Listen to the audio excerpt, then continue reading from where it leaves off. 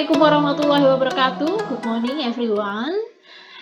Okay, welcome to Translation Entrepreneurship class. And today we will continue our discussion on Translator's Job. I had asked you to read the materials yesterday. I asked you to read the materials in Daniel Guadek books entitled Translation as a Profession. There is a chapter that discusses about translator's job. Well, this discussion will explain to you more about the real practice of translator who runs or who probably works in a translation service business. Okay, so before we discuss more about translator's job, I would like to remind you about this process first. Do you still remember about this diagram? This diagram is the diagram of translation process that we had ever discussed when you were in your 5th semesters. Yeah, this is the diagram of translation process proposed by Naida and Tabor. In this translation process, this is called as the narrow process. Yeah, in broad sense, the translation process in broad sense. There are 3 steps conducted by the translators in order to produce the qualified target text. So this is the source text. From the source text, the translators usually conduct step 1, which is called as analysis. In this process, the translator usually analyzes the source text to find difficulties or possible problems, and then try to think about what kind of strategies or techniques that will be used to overcome the problems of translation. Then after the step 1, the analysis, it goes to transferring process. This is the transfers from the transfer of the meaning of the source text into the target text. And this process happens on the brains of the translators. So that's why it is called as the mental process, or the cognitive process, or the black box. Or the black box, because this process cannot be observed by other people. Yeah, because it happens on the brain of the translators. And after that, usually after the second step, the translator produces a rough translation, or we can say the first draft of his or her translation. This first draft must be revised or restructured, and that's why the third step is called as restructuring. In this third step, the translators usually read his or her first draft of translation first, then try to gain acceptability and readability. So probably the translator will revise some part of his or her translation to gain acceptability and readability in producing the target text. Now, this is the diagram of translation process, the process that must be conducted by a translator when he or she is faced with a translation or with a text to translate. This process is called as a narrow process. What about the broad process or the translation process in broad sense? Jadi, ini adalah proses penerjemahan dalam arti yang sempit yang dilakukan seorang penerjemah. Pada kenyataannya, penerjemahan dalam bisnis, dalam dunia bisnis, itu tidak hanya melibatkan proses yang seperti ini, tapi ada satu proses yang lebih complicated yang harus dilaksanakan oleh seorang penerjemah.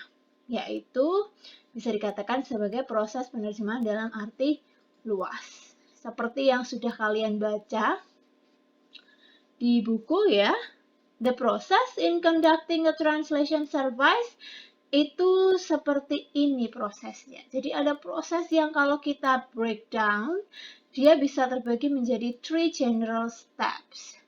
The first one itu adalah pre-translation. Pre-translation berarti sebelum menerjemahkan. Kemudian this is the main activity, ya, atau aktivitas utamanya yaitu translation itself. Kemudian ada the last activity is called as post-translation.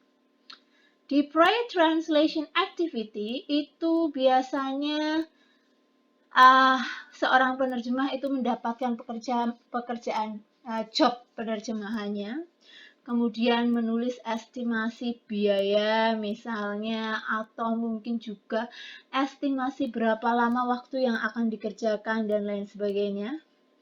Kemudian ada negotiating with the client, bernegosiasi dengan klien. Kemudian ada contracting. Kalau sudah deal, berarti di situ ada kontrak atau semacam perjanjian sesuai kesepakatan antara penerjemah dan klien. Kemudian, di translation, this is the main activity, is divided into 3, pre-transfer, transfer, dan juga post-transfer. Okay, and then the post-translation, pada post-translation ini setelah penerjemahannya proses penerjemahannya selesai, maka di sini ada post-translation yang berarti ada integration of the translated material, kemudian the administrative business. Administrative means how to pay, the rates for example, kemudian mungkin juga berkenaan dengan bagaimana membuat archive ya, seperti yang terdapat di sini, setting up an archive. Dan juga termasuk consolidating the terminology for future uses. Jadi ketika kita menerjemahkan satu teks misalnya teks yang membahas tentang kesehatan. Sementara seorang penerjemah bukanlah orang yang expert di bidang kesehatan misalnya. Di dalam teks tersebut terdapat banyak sekali istilah kesehatan yang mungkin tidak familiar bagi penerjemah. Nah, istilah-istilah ini harus dibuat terminologi, jadi bisa dibuat seperti glosarium, sehingga ketika nantinya akan digunakan lagi, ketika nantinya penerjemah mendapatkan teks yang sejenis, dia tinggal membuka glosarium tersebut, karena sudah pernah menerjemahkan teks yang sejenis. Oke, nah, ini adalah the process that the translator must do in the real world of translation business. Kita akan breakdown lagi di slide berikut. Okay, this is the 12 stages of translation process, the jobs that a translator must do when he or she enters the real business world of translation. The first stage is called as getting the translation. What happens here? Apa yang terjadi di sini? Jadi di sini dimulai proses ini, stage ini dimulai dari the offer made by the translator meets the work provider's need, a request for translation, and an offer of services by a translator, including a time schedule and an estimate. Jadi di sini itu terjadi ketika penerjemah bertemu dengan klien yang membutuhkan jasanya. Nah, ketika sudah ada kesepakatan, once agreement has been reached, some sort of contract is drawn up and signed. Kemudian akan ada yang namanya perjanjian dalam bentuk tertulis yang disepakati oleh baik penerjemah maupun klien. Then, after that, the work provider or the client sends the translator the material to be translated. Baru mengirimkan materi untuk diterjemahkan atau the source text untuk diterjemahkan oleh the translator.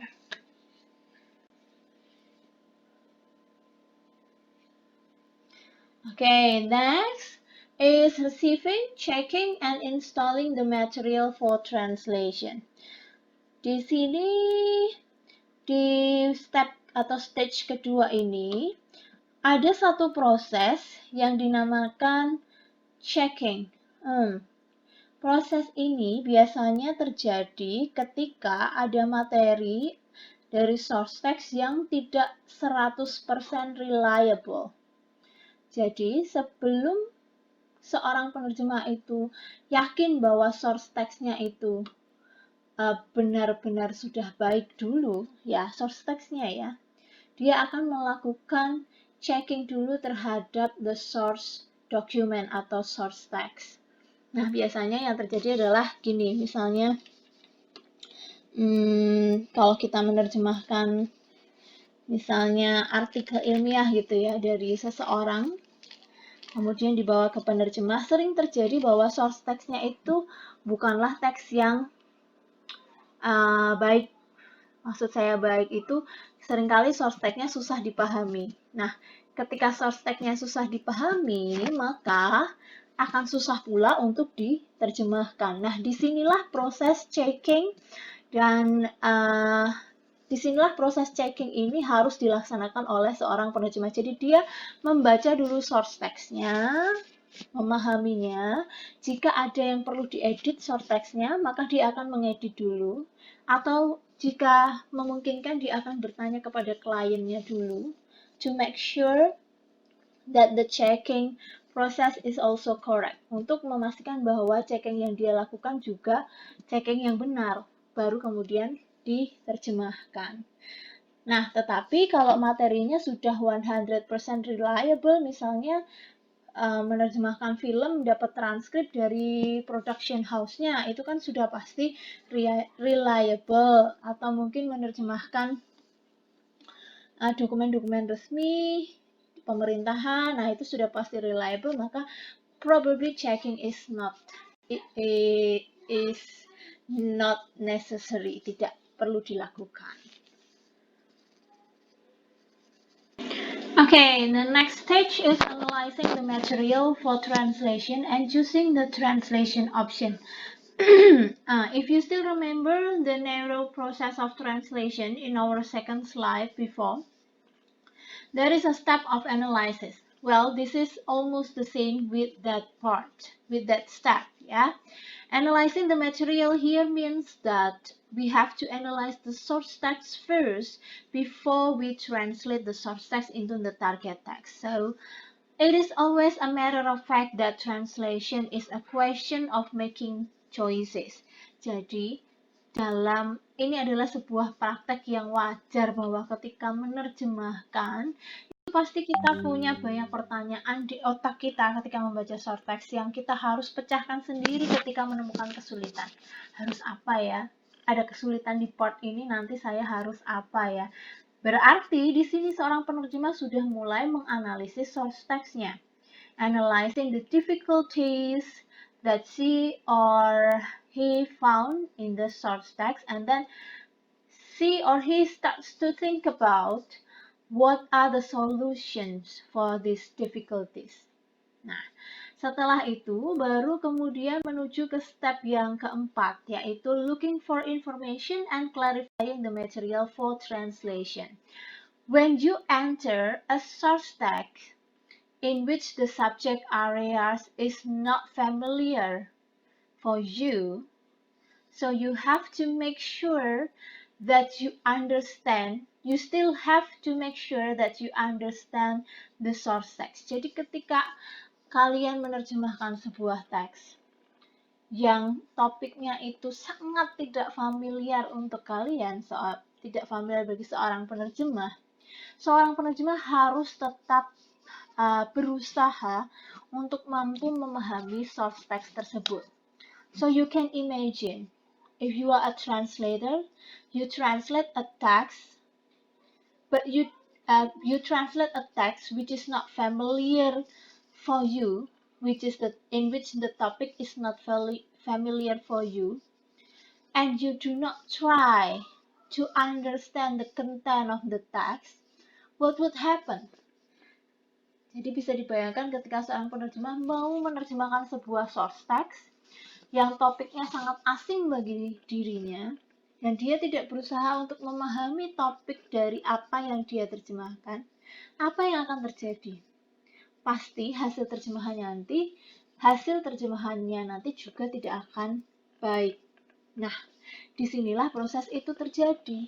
Jadi usaha seorang penerjemah untuk mencari informasi atau looking for information, dan juga clarifying the material for translation. Mencari informasi di mana? Misalnya di kamus, di web, di glosarium, di buku misalnya, atau di other parallel text.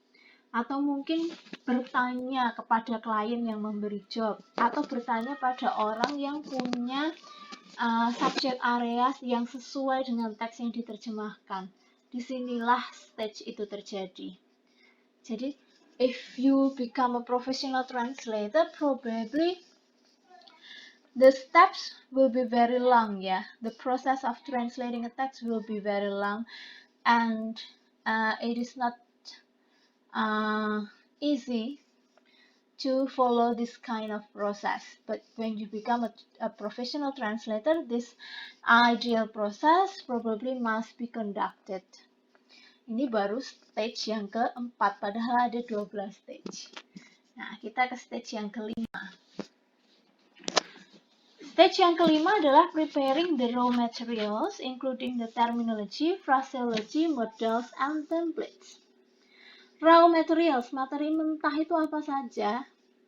Include the source material, materi-materi yang ada di source text, the translator's knowledge and competences, plus terminology, phraseology, sentence structure templates, or even existing content or elements that have already been used. Jadi, kemungkinan kita seperti yang saya bilang di slide kedua tadi, kita akan membutuhkan kembali terms-terms, istilah-istilah, terminologi, atau fraseologi, atau models atau templates yang sudah pernah kita kerjakan di job-job kita sebelumnya. Sudah pernah menerjemahkan teks tentang hukum, misalnya 2 minggu yang lalu, minggu ini dapat teks tentang hukum lagi, pembahasannya sama, maka kita bisa membuka teks yang 2 minggu lalu. Kemungkinan kita akan menemukan terminologi yang sama, sehingga tidak perlu mencari lagi, tinggal membuka archive dari teks yang sudah pernah diterjemahkan sebelumnya. Okay, next, setting up the version for translation in the appropriate environment. Nah, di stage ini ada 2 steps di dalamnya.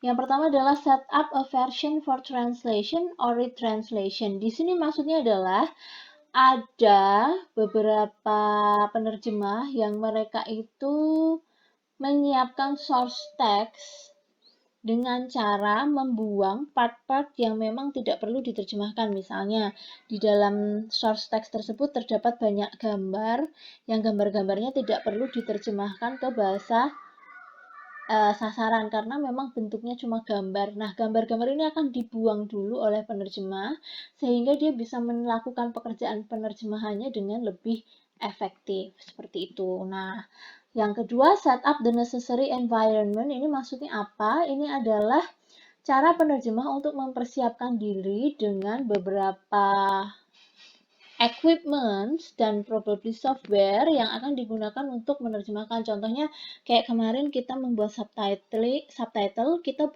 butuh software iGsub kan ya. Nah, berarti kita harus menyiapkan software iGsub-nya dan bisa memakainya. Nah, contohnya seperti itu.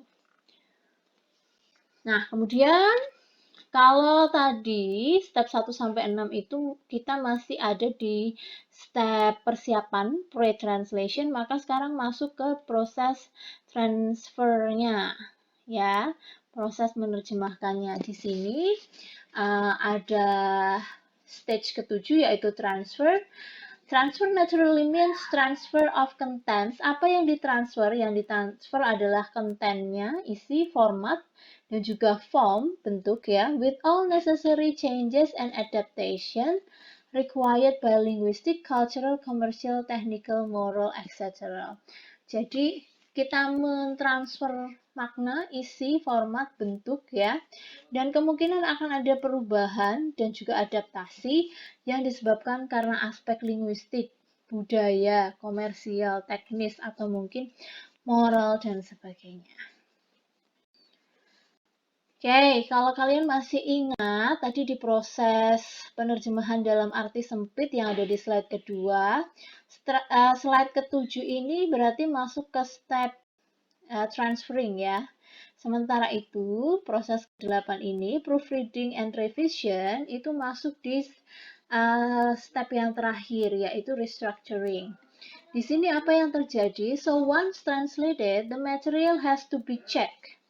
Kalau sudah diterjemahkan, materi yang sudah kita terjemahkan, biasanya saya sebut dengan first draft of your translation, itu harus dicek kembali to make sure that everything that had to be translated has indeed been translated and memenuhi syarat-syarat di bawah ini nih. Di bawah ini ya ada beberapa syarat. Jadi, kenapa harus dicek? Untuk memastikan bahwa semuanya sudah diterjemahkan dan memenuhi syarat yang pertama, language use and usage. Jadi sudah tidak ada error, sudah readable, clear, accessible, dan tidak ambigu. Kemudian, sudah sesuai dengan the clients or the work provider specification and the translation options chosen. Jadi tadi kan ada step di mana ada agreement antara penerjemah dan klien. Nah, di sini juga harus memenuhi aspek itu sebelum dikembalikan kepada klien. Dan yang terakhir adalah the principles of convergence between the source material and the ultimate target material. Apa yang ada di dalam source text harus sama dengan apa yang ada di dalam target text. Okay, the next one is corrections and adaptation plus finalization.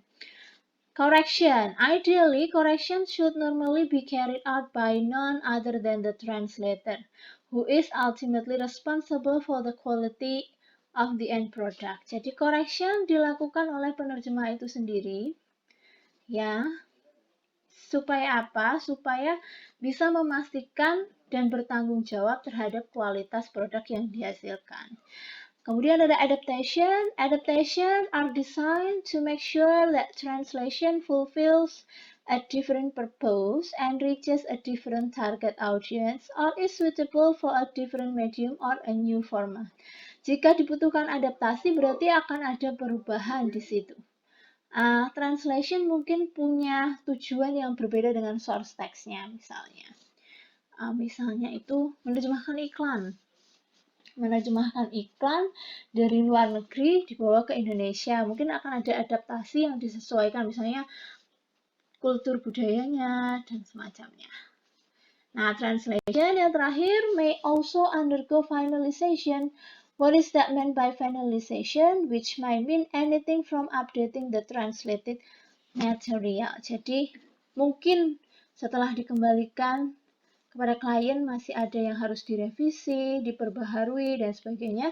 Itu dilakukan di stage ke-9. Okay, the next stage is validation or qualification. The finished translation is generally validated or qualified for use. Jadi ada beberapa hasil terjemahan yang sudah selesai, itu yang harus divalidasi atau dicek lagi. Kenapa? Karena biasanya teks-teks yang diterjemahkan ini berhubungan dengan users. Contohnya ya, kalau menerjemahkan manual buku petunjuk penggunaan handphone misalnya, ya, buku petunjuk penggunaan handphone berbahasa Inggris, terus ada terjemahannya bahasa Indonesia. Nah, itu harus divalidasi hasil terjemahannya agar petunjuknya yang ada di source text itu bisa sama dengan yang ada di target text, sehingga ketika pembaca itu membaca terjemahan buku petunjuk tersebut, dia bisa mengoperasikan handphonenya dalam bahasa sasaran, tidak terjadi kesalahan. Nah, itu validation contohnya seperti itu. Atau mungkin ya terjemahan software, misalnya software itu ada petunjuk-petunjuk penggunaannya kan, nah itu biar nggak salah terjemahannya. Kalau terjemahannya salah, nanti penggunaan softwarenya jadi salah misalnya. Komputernya jadi rusak gara-gara terjemahannya ada yang salah, jadi yang ngikutin terjemahannya juga jadi problem. Nah, seperti itu harus divalidasi dulu.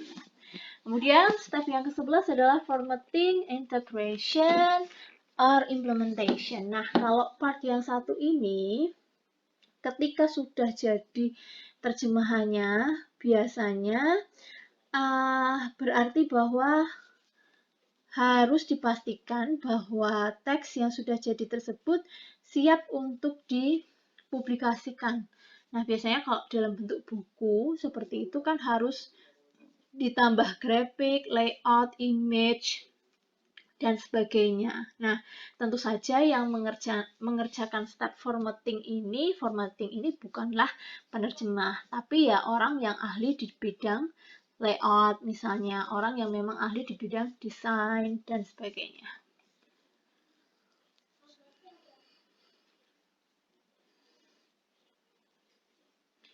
Oke, yang terakhir adalah delivery. Nah, ini adalah stage yang paling akhir dalam translator's job. As a matter of fact, the translator must take great care to file the translation and translation memory. Jadi kalau sudah selesai diterjemahkan, bukan berarti pekerjaannya selesai. Penerjemah harus membuat file arsip atau mengarsipkan hasil terjemahan yang sudah pernah dia lakukan, sehingga ketika ada terjemahan yang sama seperti tadi yang sudah saya jelaskan, dia tinggal membuka arsip-arsip yang pernah diterjemahkannya. Ya, jadi gunanya adalah to make sure that anything that might be reused, kalau ada yang harus di-reuse, dipakai lagi, itu sudah available and certified. Certified maksudnya udah pernah dipakai dan trusted ya. Eliminating the sources of any defects or problems and improving the process. Jadi bisa mempercepat proses terjemahan berikutnya di job-job berikutnya. Okay. I think that's all. Let's go to the discussion in our WhatsApp group. Assalamualaikum warahmatullahi wabarakatuh.